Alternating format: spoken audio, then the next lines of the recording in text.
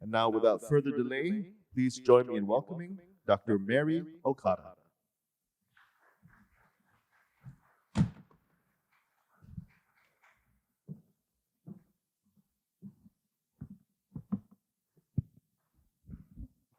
Good morning to everyone.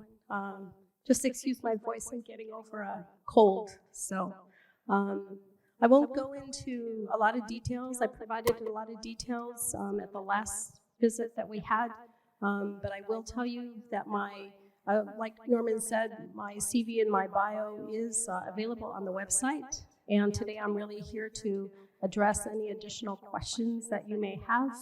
And you can begin as soon as I get the first question. Thank you. Thank you very much, Dr. Okada. Are there any questions from the audience? Dr. Swami. Thank you for coming back, Dr.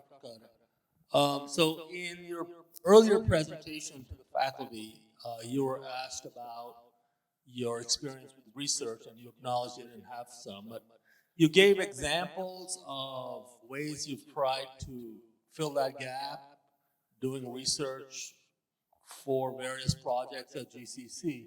But what I didn't hear was any understanding of or appreciation of academic research.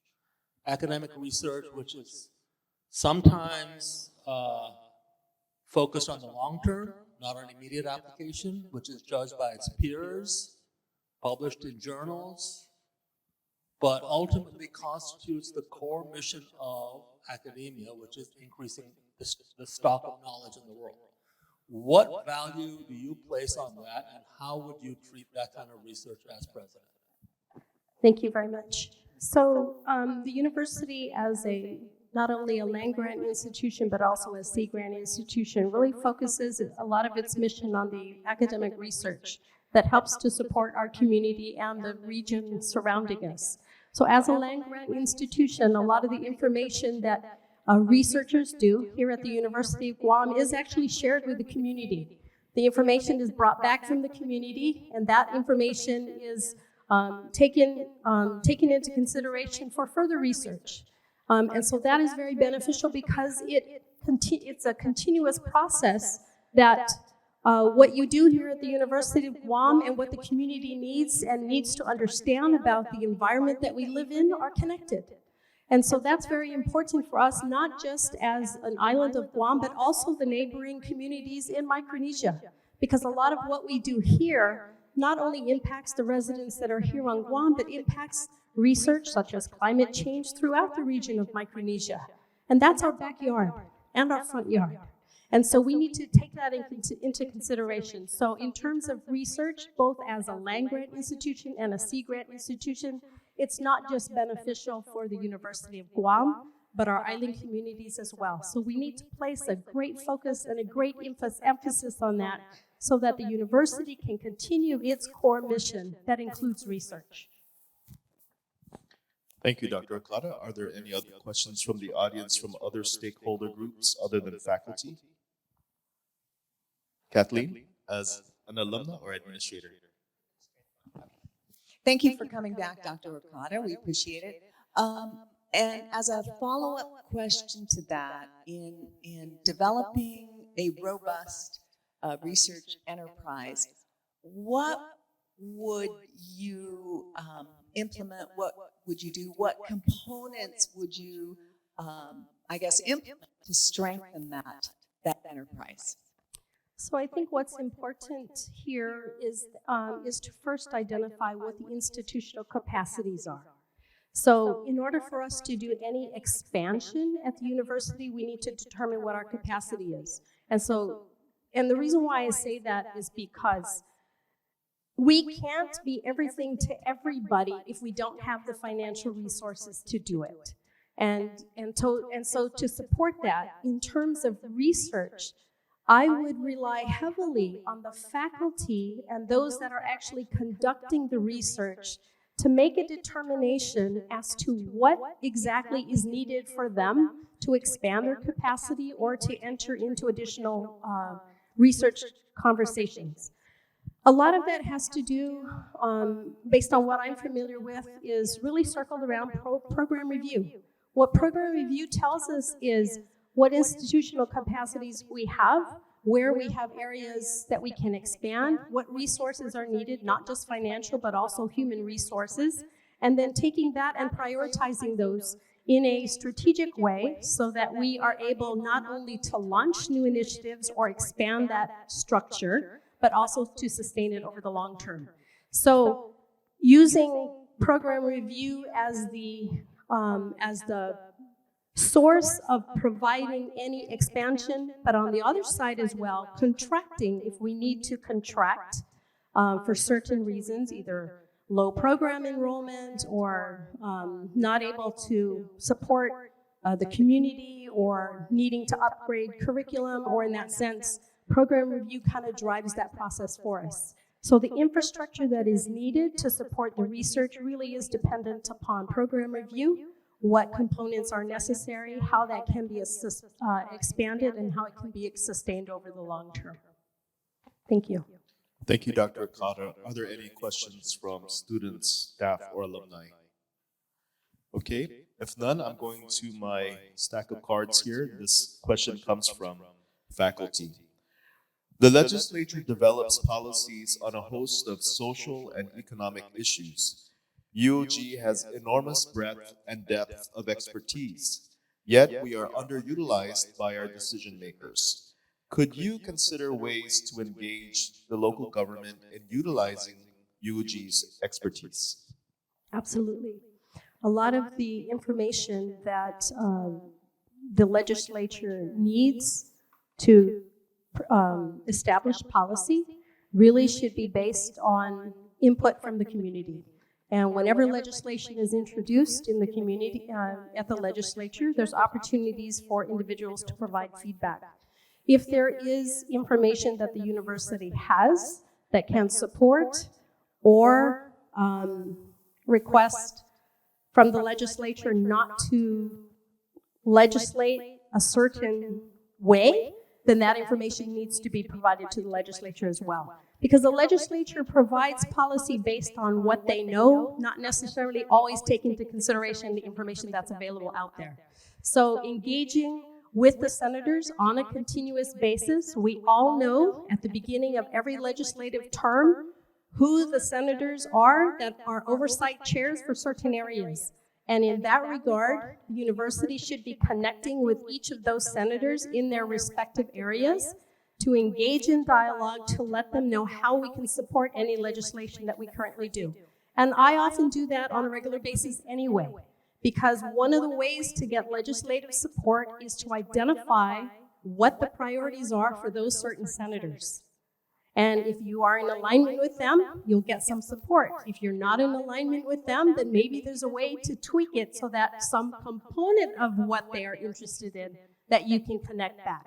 So it really is important not just to go before the legislature when it's time for budget hearings or time for certain, but on a regular basis, always connect with them in their legislative committees to let them know any new research that may be out there, any policies that can help support the research, and any legislation that can help support our island. So it's a continuous process, and I think engaging the university in many different areas is going to be critical and beneficial, not just for the university, but also for the island of Guam. Thank you. Thank you, Dr. Okada. So in fact, I only have questions from faculty members, so I'm going to now open the floor to questions from the audience. Are there any questions? None? Okay. Okay, so I will ask this question coming from faculty. In your earlier presentation, you gave many examples of programs at GCC that were vocational in nature. What value do you place on traditional academic subjects, which constitutes the core of any four-year university like UOG? So a lot of the examples I gave in terms of career and technical education really have the foundation as well for all of the general education requirements for students to complete their degree programs. So at the community college, yes, there is a main focus and emphasis on the career and technical education courses, but when students obtain an associate's degree or want to transfer to the University of Guam or any other four-year institution, we have to incorporate all the general education requirements that are needed to support those programs. So yes, our emphasis has been on career and technical education because the community college at one time used to be a vocational high school. Now it is a community college, but we also incorporate the general education requirements and other areas that are non-career tech ed in our offerings and in our programs. So for an example, we do heavily support math and science and English students, and we have been working for many years to get a lot of articulation agreements, not just with the University of Guam for programs, for 2+2 programs or course-to-course articulation of our general education courses as well. But it's really to help support students who start off at the community college and want to pursue their four-year degree, or who want to take their general education requirements at the community college and transfer to the University of Guam. So there is a balance of some sort, because you can't leave general education requirements off the table, because it is necessary for students who want to pursue beyond a two-year degree. Thank you. Thank you, Dr. Okada. Going back to the audience for questions. Sir, under faculty. My name is Joseph Zhou, a computer science professor at the UOG. My question is about computer science. Now, we have 2+2 means first 2 years, GCC. Second 2 years is UOG. The problem is we could not get enough students from GCC. Before 2+2, we have 4-year degree. We recruit more than 100 students. And most students are freshmen and sophomore. You know that retention, university, right, is the problem. Long time the challenge for UOG. Now I get 40 students. How, as a president, you can guarantee GC students come here? Because GC graduates, some go to work, some apply to US or other universities that don't come to UOG. So that is, what is your plan to include our students, for example, 100 or 200? Because this is AI. It's super important. And computer cybersecurity, very important. What is your idea how to expand? So the computer science program doesn't just begin at the Guam Community College. The computer science program right now really starts at Tizen High School, and next year we will be expanding to John F. Kennedy High School as well. So those are going to be feeders into the post-secondary computer science programs at the community college. Right now, if a student takes the 3-year program at the GCC career and technical education courses in the high schools, the students can complete their high school diploma and have 19 college credits into the first 2 years of GCC, computer science. And so based on that expansion that GCC is already doing in the high school, we're going to have now 2 feeders into the first 2 years at the community college for computer science.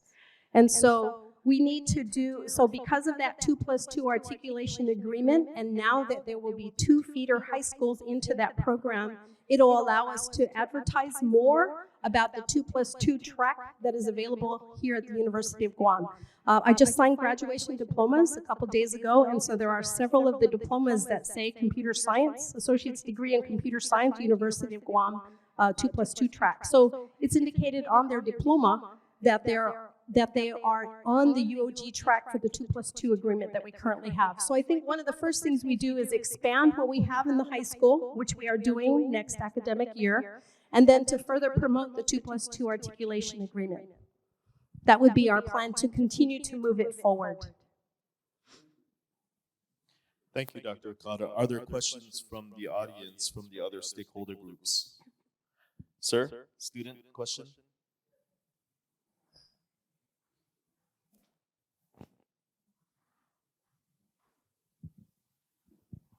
Congratulations, Dr. Okada.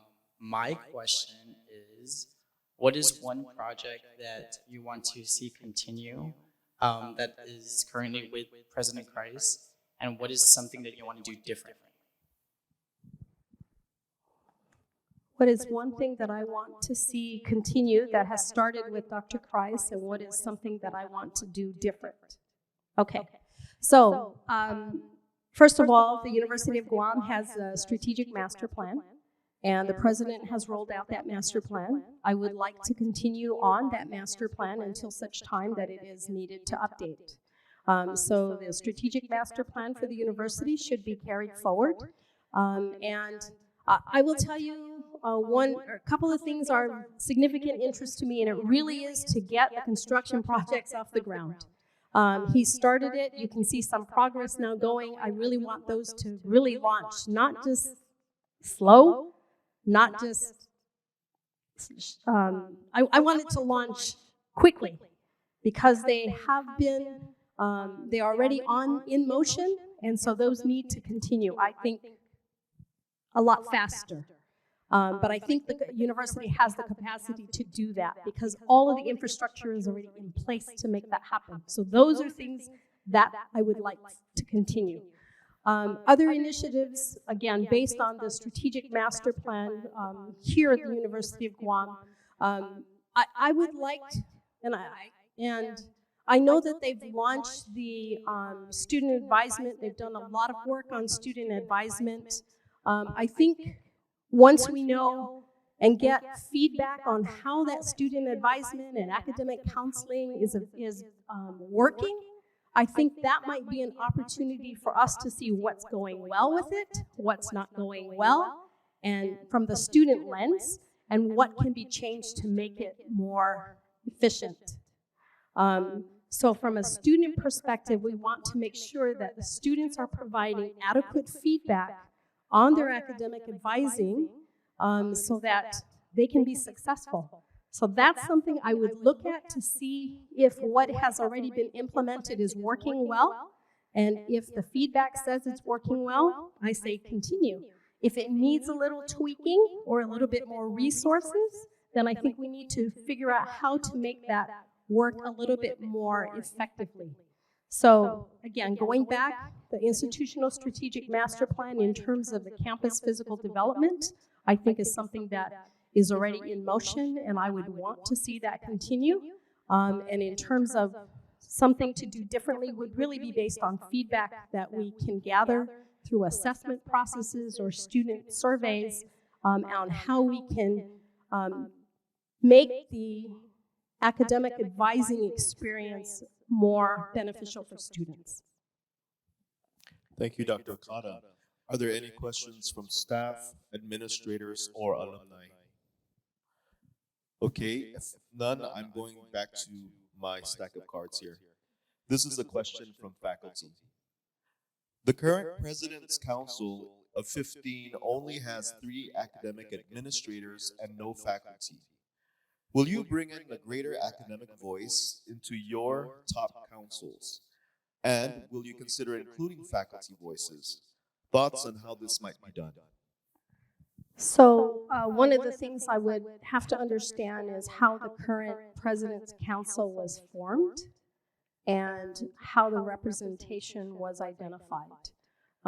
In terms of conversations and including the voice of all constituent groups of the university, I would have to look and see how the governance structure is currently established and how each of the separate components is providing information and included or participating in the decision-making process. So I would look at the whole governance structure before I say that we need to add something more in this particular council or in this particular group, because I need to see how the inner workings of each of the separate groups currently exist and how the President's Council was formed and how people were included in that conversation to see if it's effective. So I would take a look at the governance structure to make sure that there is a voice of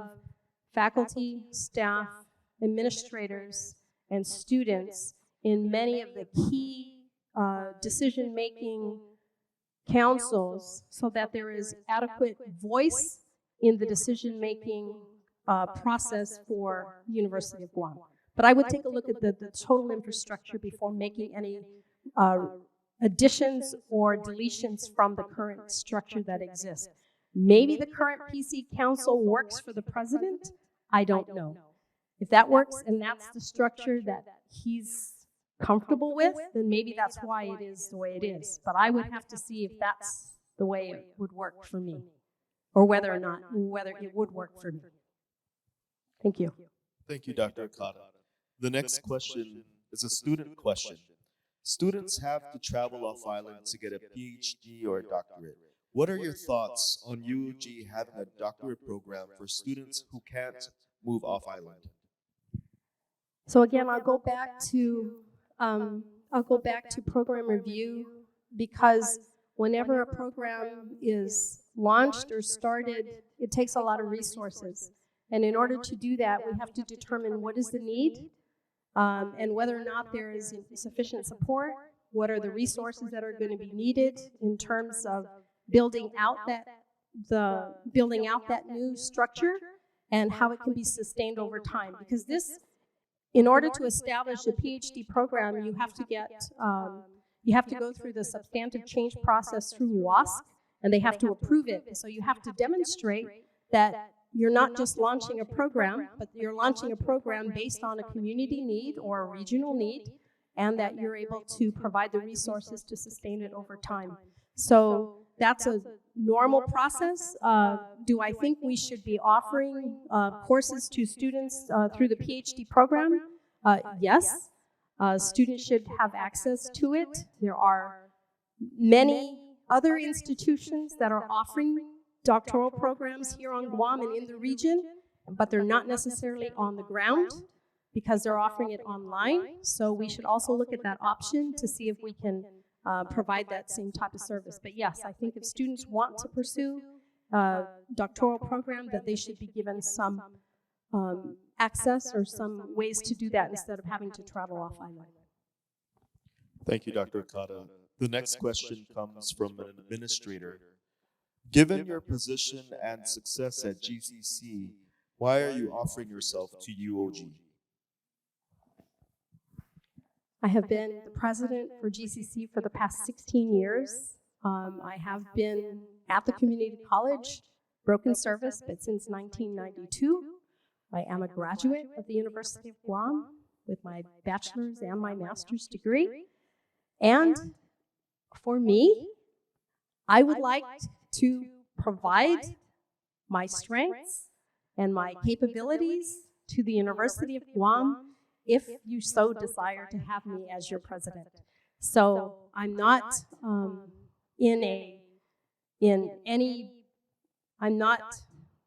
disgruntled about anything happening at GCC. I just want to expand what I've been doing for the past 20 plus years in education, and so I applied for this position here. I think I have some strength and some capability to offer some of my expertise here to the University of Guam. So it's really just for personal reasons to do it and to apply for this position.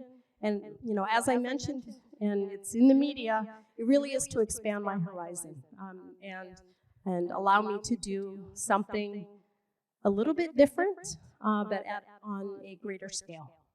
Thank you. Thank you, Dr. Okada. We'll now move to get questions from the floor, from faculty. Thank you, Dr. Okada. You mentioned that there needs to be more interface between faculty and the legislature on policy matters. In the past few years, at least one incident occurred where a faculty member, after giving expert testimony, so annoyed a legislator who was sponsoring a bill, that legislator came to the president and tried to get the faculty member fired. On another occasion, which has been widely reported, a faculty member who was responsible for the Great Debate was disciplined for making comments that might have been politically inconvenient about participation in the Great Debate. Will you commit to defending the rights of faculty to speak publicly on matters of concern to them, even if it is politically inconvenient? You know, the whole idea of academic freedom really is stipulated in, or should be stipulated in, your academic rules and regulations and in your board policies. The example you gave about an individual speaking out and seeking the president to fire the employee is not something that, I mean, first of all, any perceived inconvenience or discredit to the university, there is a way to handle that in the rules and regulations associated with that are available here at the University of Guam. So there's a process by which any and all of those incidences can be handled. So to specifically say that I will support or not support really depends on the issue. Really depends on the issue and where it is in conflict with what the university policy rules and regulations are. So as long as you follow the process that has been established, the process defines the outcome. The process defines that outcome. It shouldn't be based on my personal experience or another individual's personal experience. It really is based on the rules and regulations that are already established here. And as long as that process is followed, then the outcome will, the process will determine what that outcome will be. So in terms of supporting the faculty when they speak out, as a private citizen, the faculty have that right. In terms of academic freedom, there are parameters. It's spelled out in your policy what those parameters are. And as long as those are followed, I don't think there should be any conversation or outside of that process as to whether or not I would support or not support. I think the process will make the determination on the outcome. Thank you, Dr. Okada. Question? We have one from an administrator. Dr. Jones.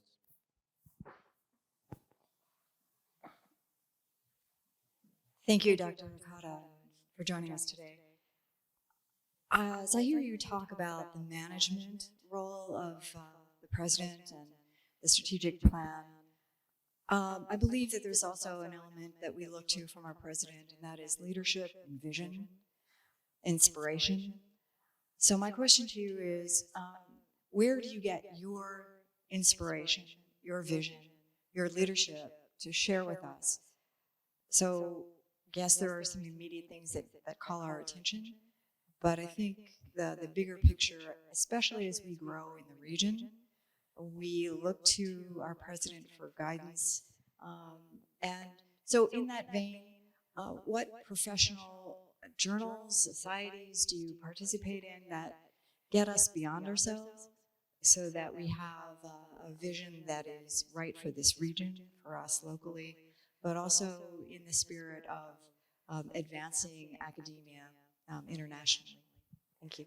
So I would say that my inspiration, my vision to help support and advance the University of Guam, I would say at the forefront is really in the Pacific Post-Secondary Education Council and the members of Guam, the Pacific, and Hawaii that share in collective conversations on how we can move together, not only in research, but in support for faculty, for administrators, and in terms of data collection to help support what we need and how we can expand to support our constituents. So I would say that networking with many other CEOs that I've done over the past 16 plus years has provided insight as to not just what Guam needs, but also how Guam can support the neighboring islands, for example.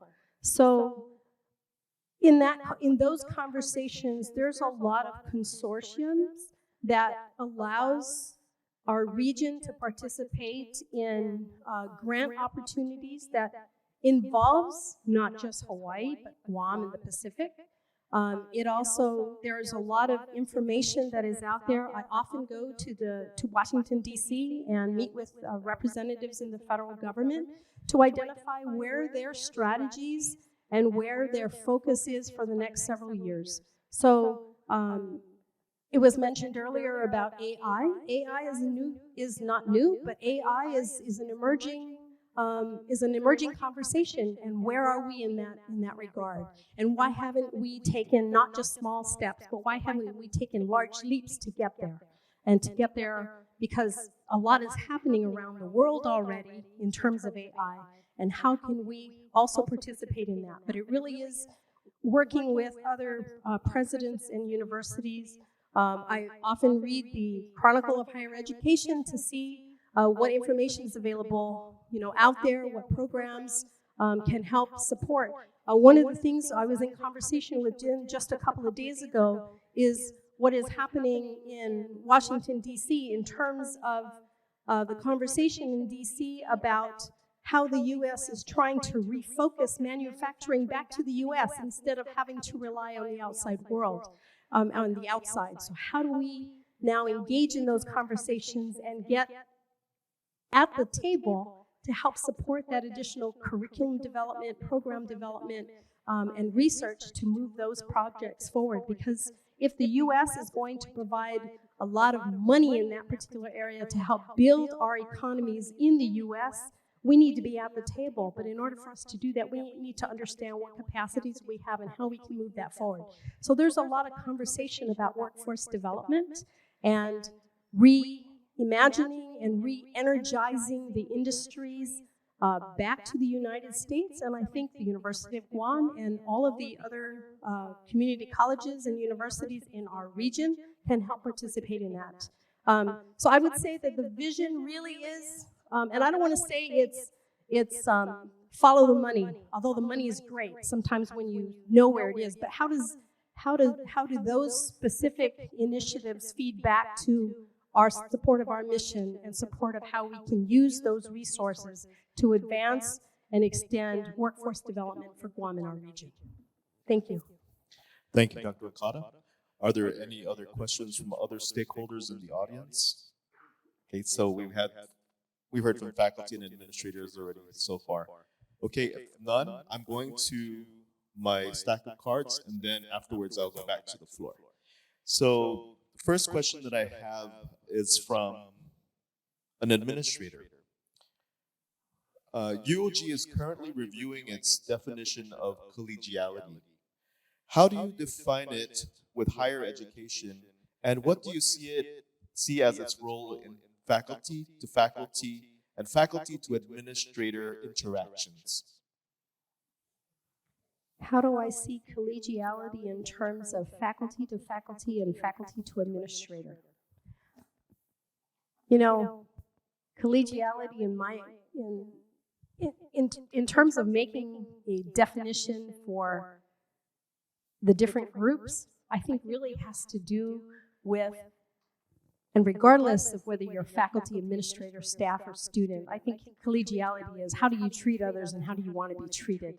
I don't think you really need to define on how you as a faculty should treat another faculty or how you as a faculty should treat an administrator or vice versa. I think we're all working together as a team and we should respect each other, respect our views, and I don't think you need to define the difference. There are differences between supervisory roles, but not necessarily just on basic interaction. I think collegiality deals with everybody in their separate and distinct roles as being able to work together for a common good. Thank you, Dr. Okada. The next question comes from students. How would you describe your relationship with Dr. Enriquez, and how would your relationship change after the presidential search is completed? Interesting question. Dr. Enriquez and I were both founding members of the Guam Women's Chamber of Commerce, and we continue to serve as friends. We're good friends. I hope things don't change just because I get the presidency or she gets the presidency. My hope is one of the two of us, one of us would get the presidency. But I think that we would be able to continue to support our roles, whatever they may be. If Dr. Enriquez is successful in becoming the UOG president, I will still interact with her as the GCC president.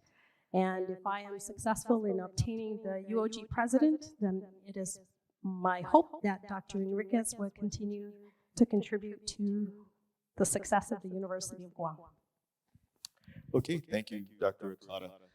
Those were the two categories in my stack, was from administrators and students. So I'm going to go back to the floor. Questions from the audience. Dr. Barber?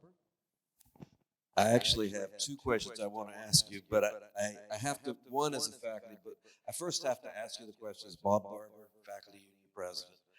And I'm feeling like a broken record on this one, but we've really done, I think, a solid job in establishing how far behind the faculty are. And for everyone out there, noting that administrators since 91 have seen two significant changes. Staff have seen, both civil service and our professional, have seen a significant one and are now, getting a second one through the government, with government support. The faculty have been left behind. I just want to note for everyone that every one of these increases were deserved. It's just that the faculty were left behind. The regents recognize this, and in November, they made a resolution so that in the 2004 budget, beginning in October, the faculty scale will increase 20%. And that really encourages the faculty, and they're looking forward to this and expecting it. But now we're fearful because of what we hear in the legislature, and, So given this, assuming for a moment the catastrophic event of we are kept at this $24 million budget, what would be your approach and thoughts on implementing anyway the faculty mandated 20% increase, which is phase one of multiple phases that get us back on track? So Dr. Barber, thank you for that.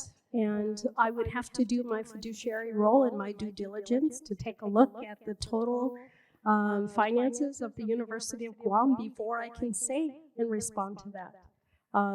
I know that your request to the legislature is significantly more than what you're currently receiving, but that's just one component of the revenue that is brought in here. So in order for me to address that, I do know that based on the resolution that has been approved by the board, that there is a phased-in approach to make the first adjustment in conjunction with the fiscal year 2024 budget, and that there are incremental adjustments on the years out, depending on how resources are made available. But if the budget is flat for whatever reason, then we need to take a look at all of the fiscal,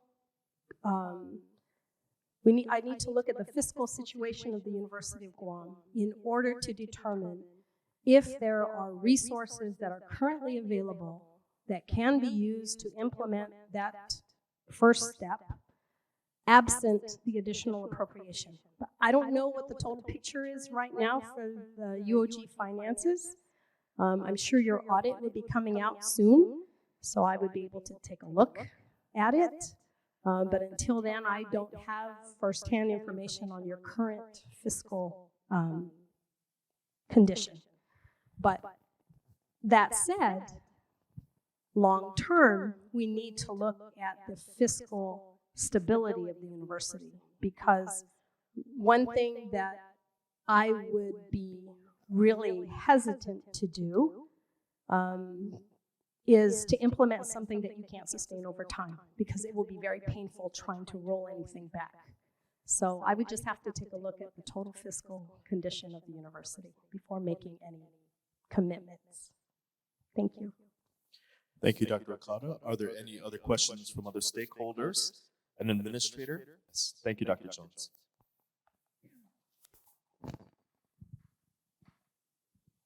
Back again, inspired by Dr. Barber's comments, and also a comment that was made by another candidate for the presidential position, that no amount of revenue from growing student enrollment, nor revenue from grants and contracts will solve our financial problems.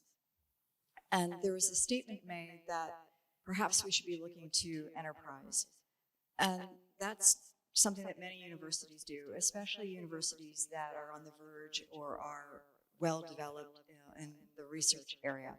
So patents, contracts, spin-off businesses, that may be in our future. We're not there yet, but we have the groundwork laid. How do you see that role of enterprise? And as you look at the audit, that shows us where we are now, but how do you think, again, back to my earlier question about vision, leading into that area of the university as enterprise?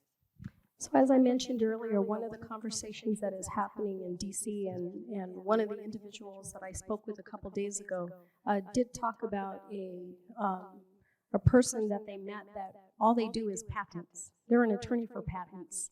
And that's in the conversation in terms of reimagining the United States and how the United States can focus and bring innovation back to the United States without having to rely on China, for example, for some of the goods and services. How do you bring manufacturing back to the U.S.? So I think in terms of if the university wants to roll into another type of business model to support the operations of the organization, that's fine. But the core mission of the university, to some extent, still has there still needs to be local commitment for. So even though yes, we generate tuition revenue, it's not the basis for sustaining the university. So all the different pieces of the puzzle collectively support all the efforts that we make. If enterprise is something that we do long term, it should be incrementally phased in, but not leaving it off the table and leaving everything else off the table to do a full. I think it should always complement, not be separate to make us separate and or as the only funding source. It should always complement multiple funding sources, federal research grants, local appropriations. And the reason why I say that is because the local appropriation has a vested, or the government of Guam has a vested interest in the University of Guam. And they should continue to provide resources to the University of Guam. The University of Guam needs to make its case to the legislature to increase those resources. And if there are not enough revenues that the legislature has, then the University of Guam can contribute to the conversation as to how additional revenues can be generated for the island. I mean, we're seeing a lot of the surplus now. We're seeing a lot of the information you see out there is surplus, surplus, surplus. But how do we get at the front of that table and at the table to say, I want part of that surplus to help continue to support and grow the university, because you need us. You need us to expand. You need us to innovate. You need our initiatives to move the island forward. You can't do it without us. We can't exist without them. They can't exist without us, because we are one on an island supporting each other. So, but I think we need to be at the table, because the surplus is there. We hear it every quarter, every CRER that comes out, there's surplus money out there. It's how do we get it?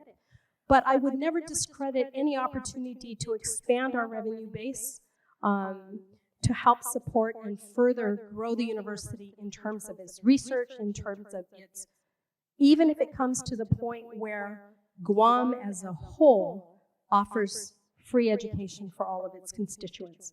Because if you think of that multiplier effect, if they just gave everybody a free education, post-secondary education, all those, I mean, we are hurting in terms of workforce development. If you just gave everybody the free education now, I'm not going to do the fast math, but if you think of it now, and all these people are earning good dollar that is currently going someplace else and contributing back to our economy, that's going to replenish that free tuition they gave us already. But somebody needs to champion that. But I think that conversation needs to continue. It has started. It needs to continue. And so I would say that it is a component of the total picture in terms of revenue sources for the university. Thank you. Thank you, Dr. Okada. Any other questions from the audience? Okay, so I know we have some faculty questions here, but I'm sticking to the rotation. So let me go back to this one card that I have here in my stack from an administrator.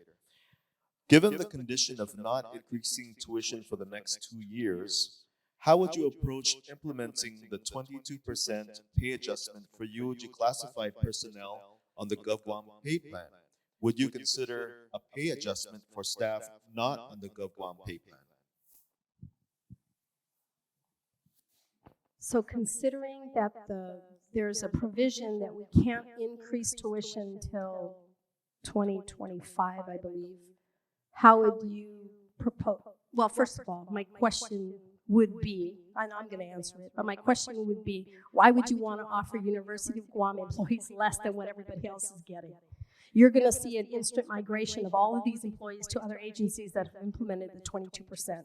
So it behooves the university to implement the 22%. Now, how you do it might be a little tricky because of the tuition restriction, not increasing the tuition component. But to me, again, this is where you need to advocate for the additional revenue that could be available to help offset what that proposed tuition increase is.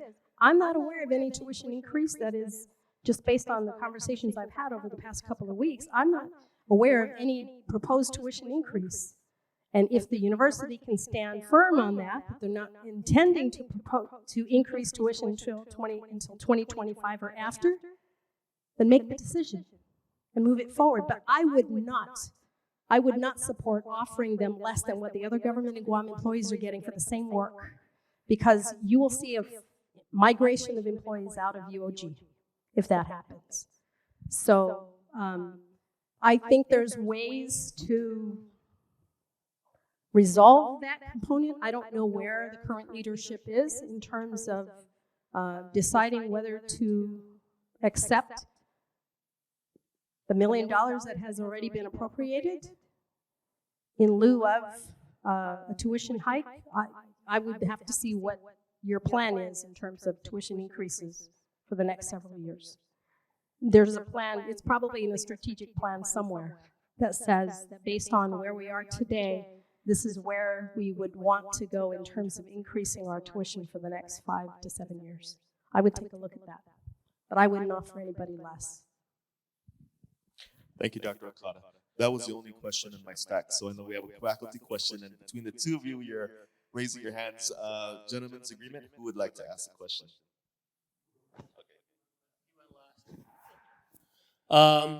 Thank you, Dr. Okada. I think this is a two-part question, something that ties together a couple of things.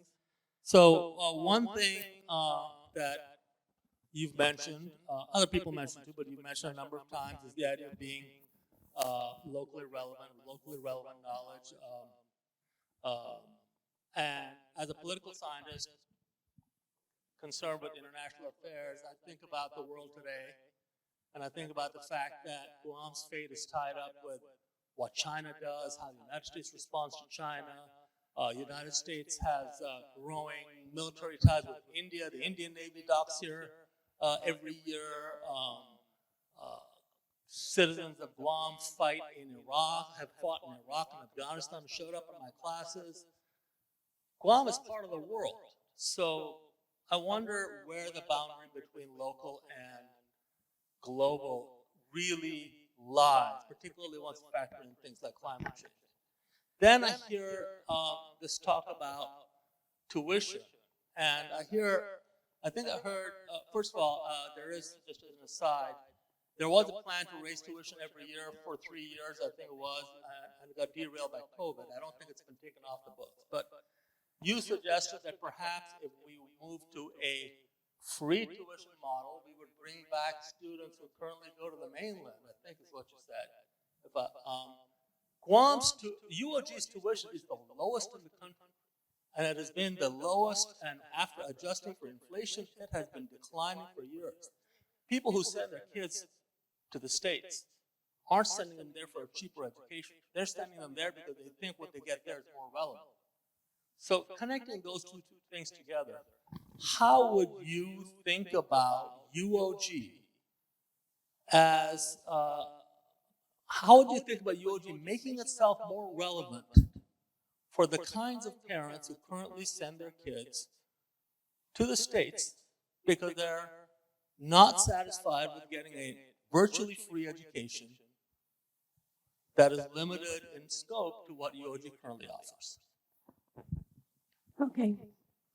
So regardless of whether tuition is free or not, or whether your tuition is low or not, there's always going to be individuals that want to go elsewhere to get their degree. The question then becomes, what efforts are we taking as a university to help encourage people to stay?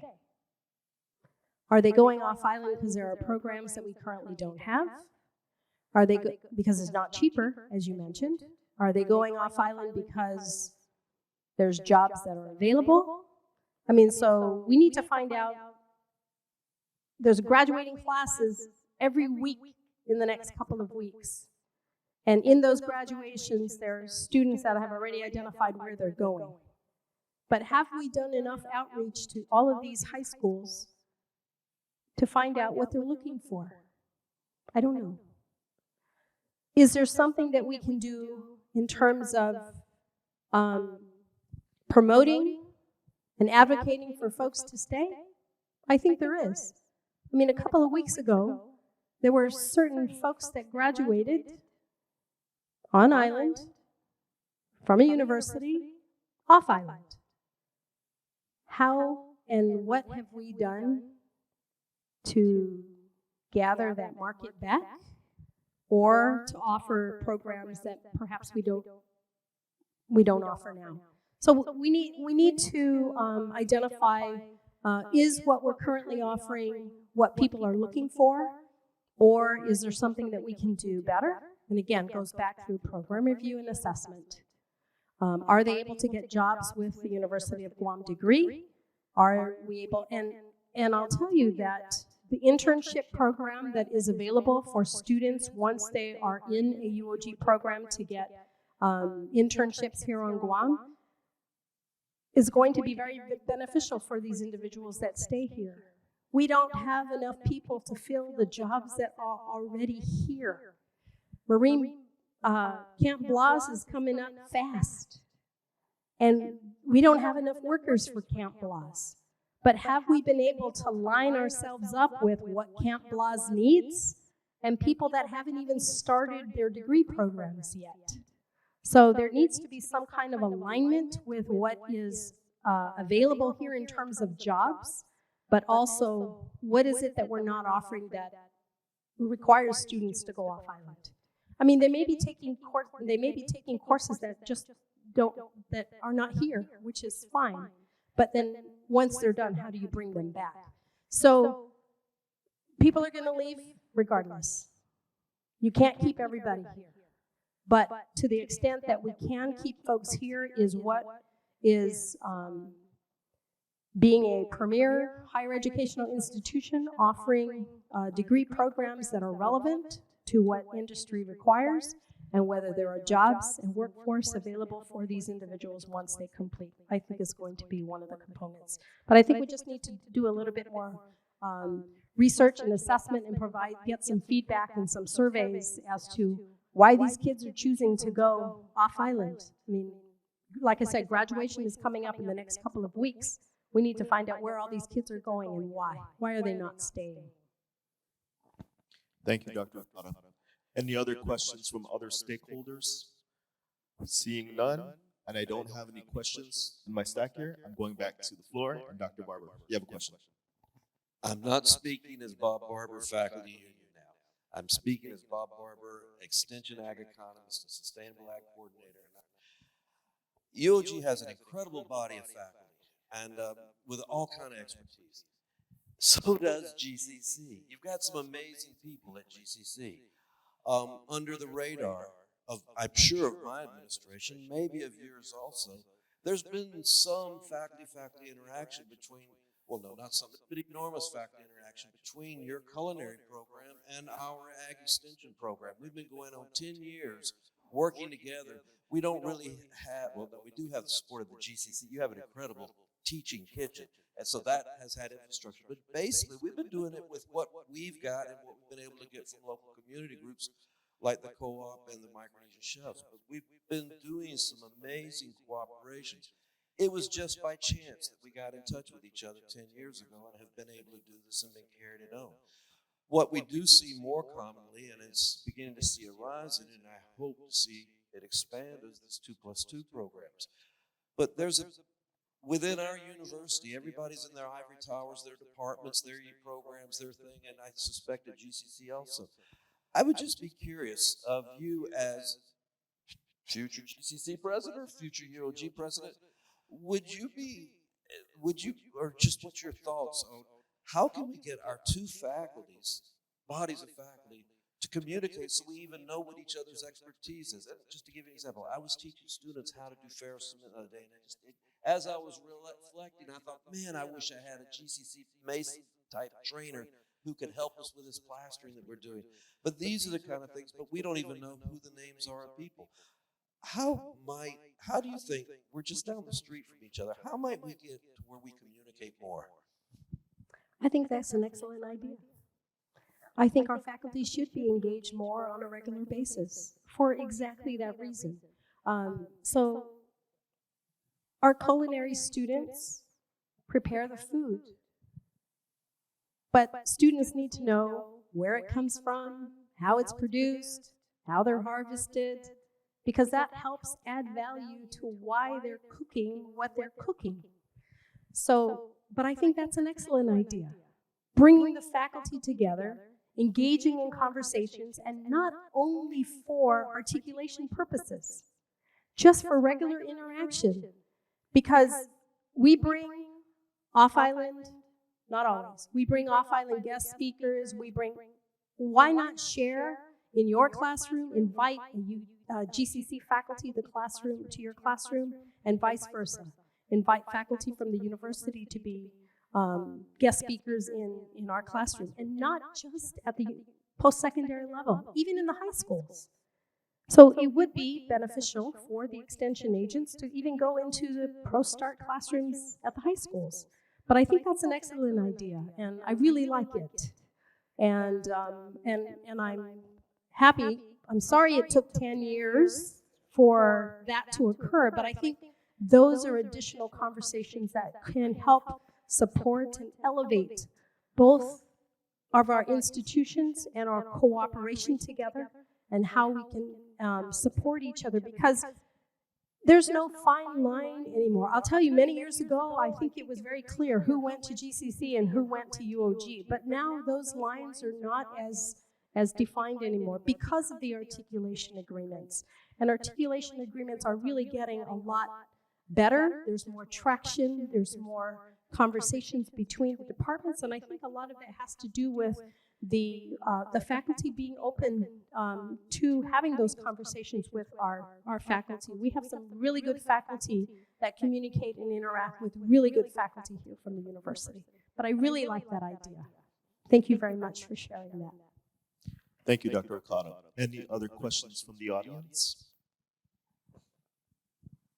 Question from faculty?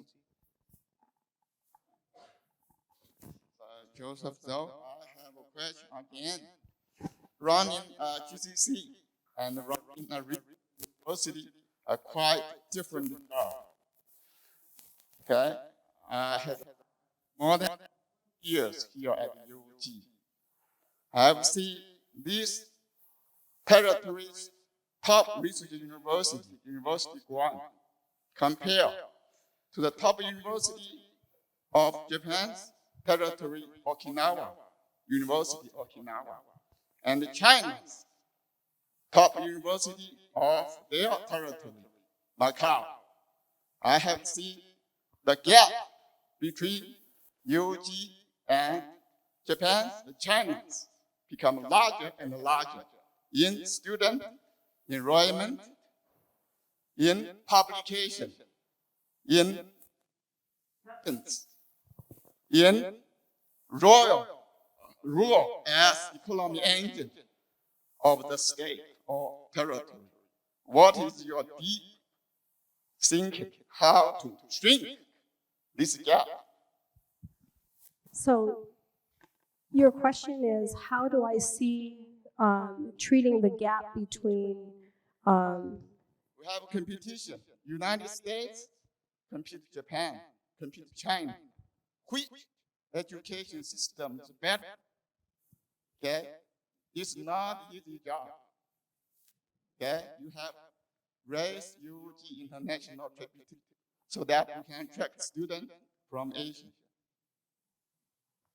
Okay, so you're saying that the educational system in the US is not the same as it is in Japan, not the same that it is elsewhere.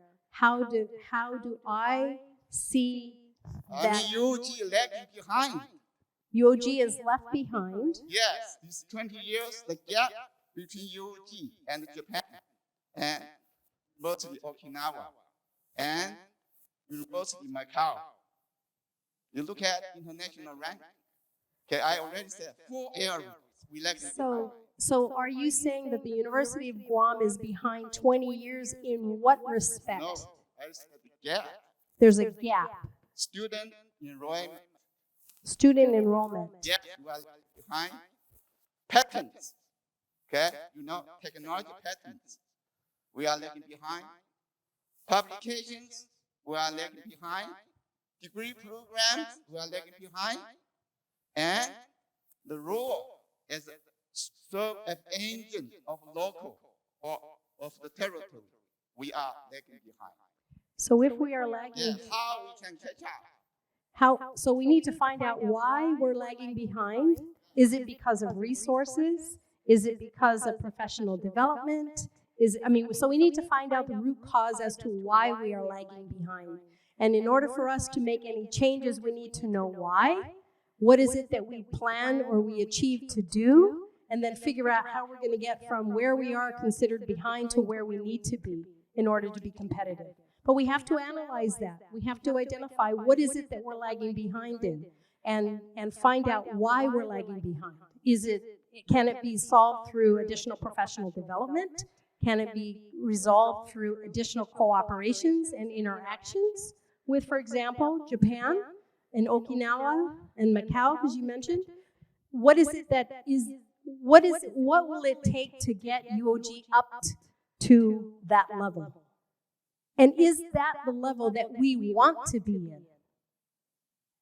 So, we have to do the root cause analysis as to why it exists, if there is a gap, and what is it that we intend or aspire to be, and then figure out how we're going to get there. Thank you. Thank you. Any other questions from other stakeholders? None. Okay, so we already had a question from faculty. I do have some questions and some cards here. First one's coming from an administrator. Should UOG be increasing or promoting indigenous ways of learning? Should UOG be promoting indigenous ways of learning?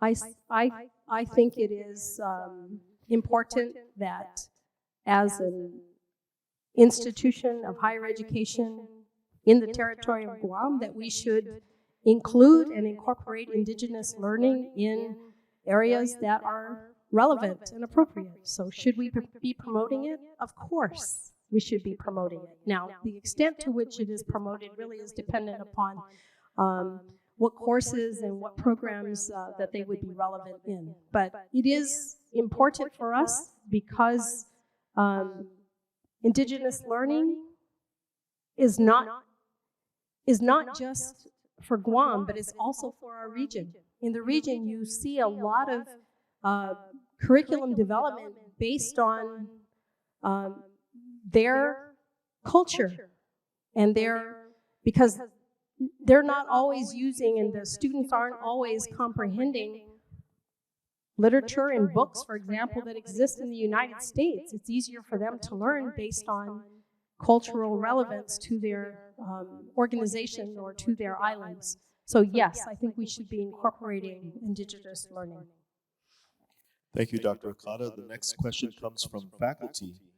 Considering all the amazing work you've done at GCC for students and the community, why would you leave? How do you envision UOG students as different from or similar to GCC students? Read that again, please.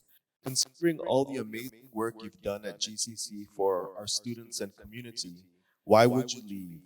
How do you envision UOG students? Do you see them as different from or similar to GCC students? Okay, why would I leave GCC students? I'm not leaving GCC students.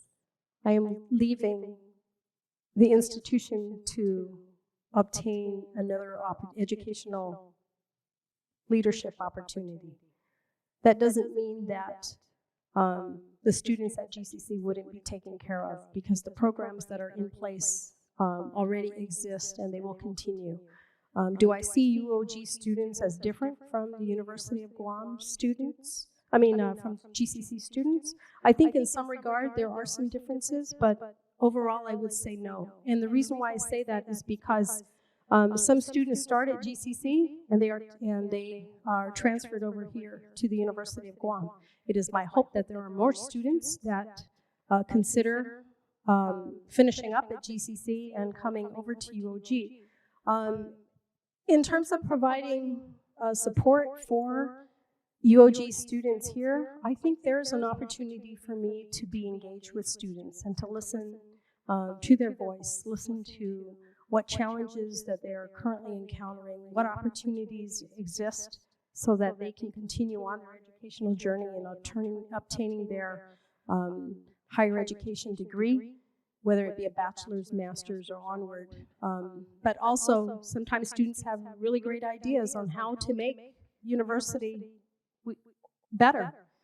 We got a lot of information on some of the initiatives that we had at the college based on student input, and it was based on conversations I had with them every semester. We got some really good ideas from students, and I think students can have a good relationship. If I were here, have a good relationship to see how we can help support them through their education here at the University of Guam. Thank you. So the last question I asked was from faculty. I have one more card here. It's from faculty, so I need to just go back to the rotation. Going back to questions from the floor. Okay, so seeing no questions from the floor, the next question that I have from this card from faculty is, in recent public hearings this month, several senators have stated that you will probably be the next president. Given that we were in trouble with WASC for political interference in the past, how have you protected the integrity of the search process and the autonomy of the university? Can I or have I protected? Can I protect? How have you protected the integrity of the search process and the autonomy of the university? So, first of all, I did hear the comments that were made by certain legislators and appreciate their confidence in my ability. However, the legislature is not the deciding factor as to who the president for the University of Guam will be. The deciding factor rests with the Board of Regents. And I think it's very important for accreditation that the autonomy of the university is secured and safeguarded. And it is the president's role to ensure that there is no interference. So in terms of the search process, I'm not involved in the search process. But like I said, I can appreciate what folks are, support that I've been given. I can appreciate that, but like I said, the decision rests with the Board of Regents, not with the legislature. Thank you, Dr. Okada. I have no other questions here. So questions from the audience, Dr. Swami? Thank you. You have, I think, answered several questions by saying that there needs to be a study of the causes before you could make a give an answer to something. Would it be fair to say that you have a pretty steep learning curve ahead of you if you become president of the University of Guam before you can make major decisions? Do I believe I would have a steep learning curve? I don't think so. I think I just need to understand what current processes are in place for certain components, and just understand how your process may or may not be different from what I'm currently familiar with. So the reason why I don't want to commit to anything is because I'm not familiar with your internal processes. Doesn't mean that it's different. It just means I need to see how it is aligned with what I'm familiar with. I think in terms of leadership, the mechanics here at the university is going to run. It's going to run. The university is a well-oiled engine. It's going to run. The president and the leadership is what you are replacing. You're not replacing the system. You're replacing and you're looking for a leader to guide the systems.